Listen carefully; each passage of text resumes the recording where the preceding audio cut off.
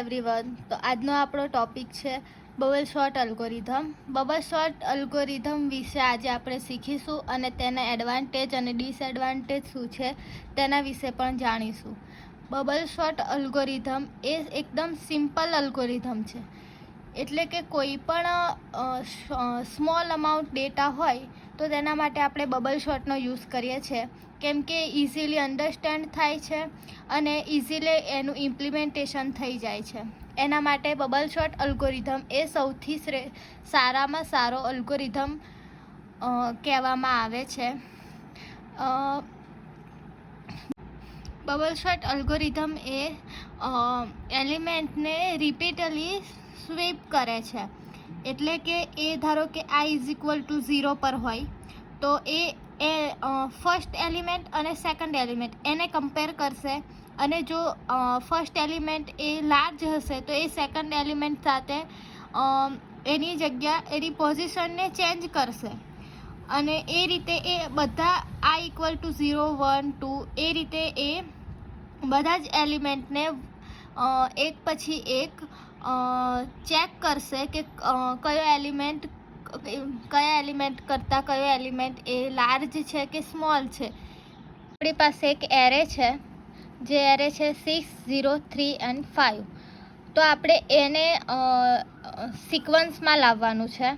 એટલે કે જે સ્મોલ એલિમેન્ટ છે એ આપણે આગળ આવશે અને જે લાર્જ એલિમેન્ટ છે તે પાછળ જશે. એટલે કે આપણે ઇન્ક્રીમેન્ટમાં આપણે તેને કન્વર્ટ કરીશું. એટલે આપણે સ્ટાર્ટ કરીશું i=0 થી. તો i=0 એટલે 6 થી, તો ફર્સ્ટ એલિમેન્ટથી. તો 6ને આપણે પહેલાં કમ્પેર કરીશું 0 સાથે. તો જ્યારે 0 સાથે કમ્પેર કરીશું તો 0 છે એ 6 કરતાં સ્મોલ છે, તો આપણે એની પોઝિશન ચેન્જ કરીશું. તો આપણે 0ને 6 અને 6ને 0ની જગ્યા પર આપણે શિફ્ટ કરીશું.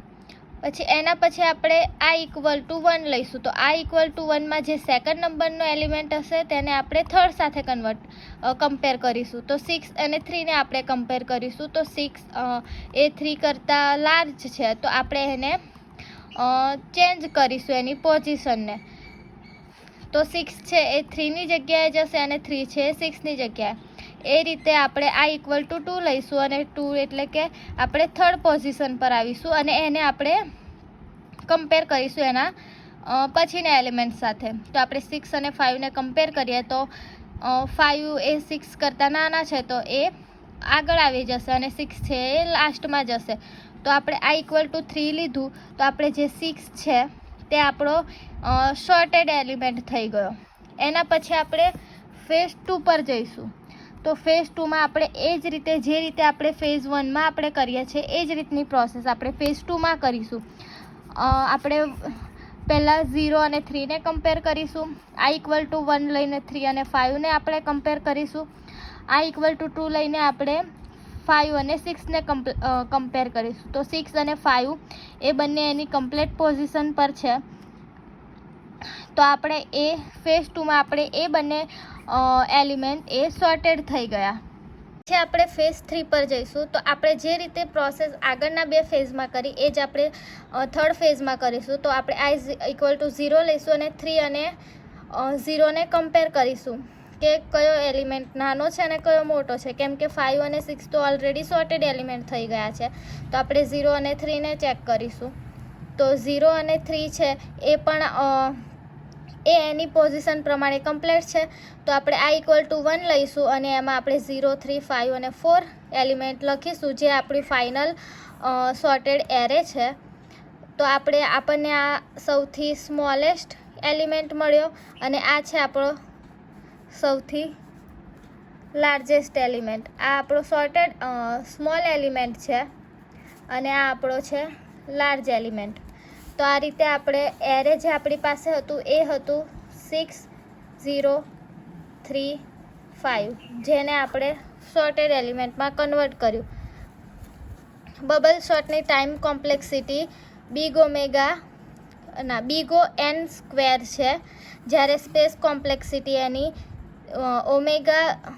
big-O(1) છે. એડવાન્ટેજ આપણે જોઈએ તો બબલ શોર્ટ એ ઇઝી છે અન્ડરસ્ટેન્ડ કરવા માટે, એને ઇઝીલી ઇમ્પ્લિમેન્ટ કરી શકીએ છીએ. એમાં કોઈ પણ એડિશનલ સ્પેસ મેમરીની જરૂર પડતી નથી.